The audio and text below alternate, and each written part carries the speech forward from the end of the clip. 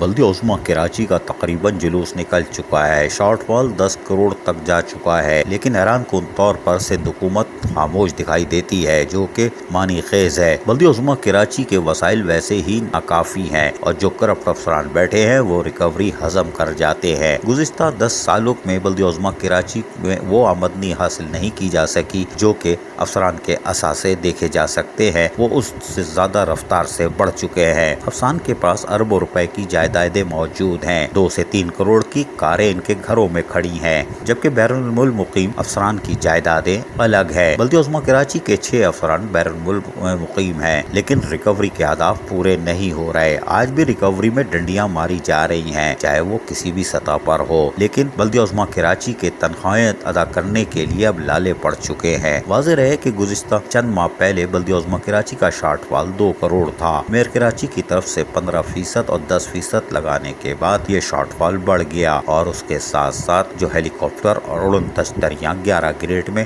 اتاری گئی، اس کی وجہ سے مزید اضافہ ہو گیا۔ لیکن حیران کن طور پر نئے ہیلی کاپٹر اور اڑن تشتریاں تو داخل کر دی گئی اور ان کی تنخواہیں بھی کھول دی گئی، جبکہ کانٹریکٹ ملازمین گزشتہ 1.5-2 سالوں سے بےتاب ہے۔ ان کو نہ تو مستقل کیا جا رہا ہے، نہ ان کی تنخواہوں کی ادائیگی کی جا رہی ہے۔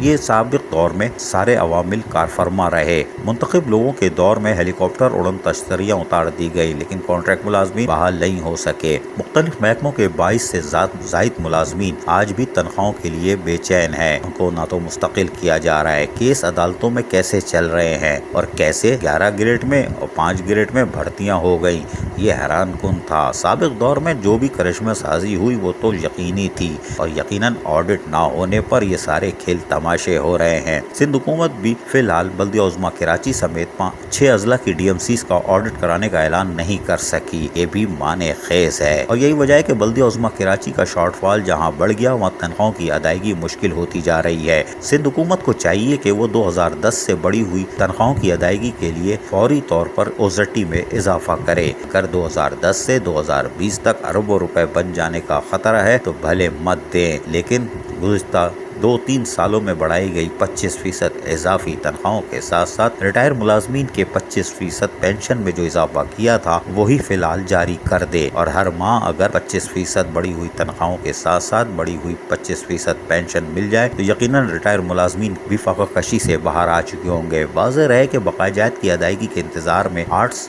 سرکاری ملازمین 35-40 سال نوکری کرنے کے بعد قبر میں جا پہنچے ہیں، لیکن ان کو واجبات نہیں ملے۔ یہ ایک بہت بڑی اور خوشی کی بات ہے کہ 35 سال نوکری کی، بقایا جات ملنے کے بجائے قبر مل گئی، لیکن سندھ حکومت خاموش ہے۔ اور جو زندہ حاضر سروس ملازمین ہیں ان کی منتھلی تنخواہ بھی اب مشکل دکھائی دیتی ہے۔ زیادہ سے زیادہ بلدیہ عظمیٰ کراچی میں 1 ماہ اور شاید تنخواہ ہو جائے، اس کے بعد تنخواہوں کی ادائیگی بھی مشکل دکھائی دے رہی ہے۔ سندھ حکومت فوری طور پر اوزیٹی میں اضافہ کرے، گرانٹ کی عادت نہ ڈالے، ان کے اپنے جائز حق کو دے دیا جائے۔ بڑی ہوئی 25% تنخواہ، بڑی ہوئی 15% پینشن اگر ادا کر دی جائے تو یقیناً بلدیہ عظمیٰ کراچی کچھ مالی وسائل حاصل کر سکے گی۔ عزیز عارف، KBS بلدیاتی نیوز کراچی۔